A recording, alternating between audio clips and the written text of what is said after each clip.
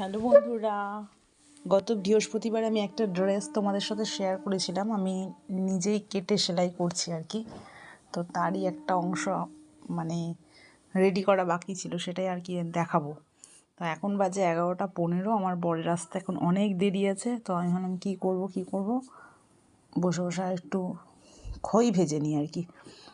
তো এই দেখো, সেলাই করতে বসে পড়েছি। এখন যতক্ষণ না বর আসে, মানে বরের আস্তে আস্তে 2:30 তো বাজবেই মিনিমাম, ততক্ষণ পর্যন্ত পুরো আমার চুড়িদার কমপ্লিট হয়ে যাবে।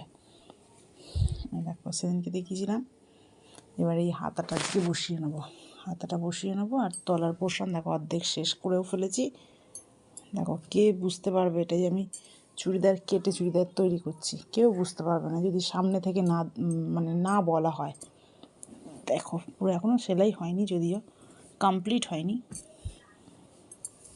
কমপ্লিট করে তোমাদের অবশ্যই দেখাবো। দেখো, এইটুকুনি সেলাই শুধু বাকি আছে।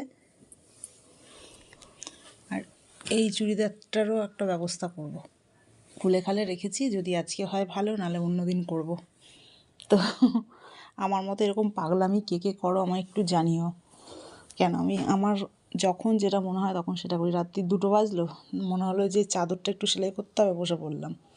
বা মনে হলো যে বেড কভারের উপরে একটু ডিজাইন করব, তো ওই বসে পড়লাম। এই অ্যাপ্লিকের সেলাইগুলো, সুতো নানা রকম সুতো থাকে, কাপড়ও থাকে, তো কেটে কুটে এই অ্যাপ্লিক বানাই। এই দেখো একটা তার উদাহরণ। কোথায় গেল রে? ও না, এটাতে তো নেই, এখন সামনে নেই, তোমাদের দেখাবো পরে। এই দেখো, নেই, কি আছে তা।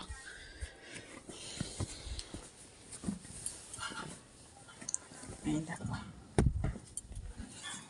এগুলো হচ্ছে অ্যাপ্লিক সেলাই। এই পুরনো কাপড় ছিল মায়ের, সেই কাপড়গুলোকে কেটে কেটে বসিয়ে দেখো।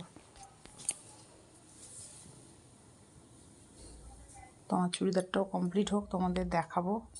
তো চলো, টাটা।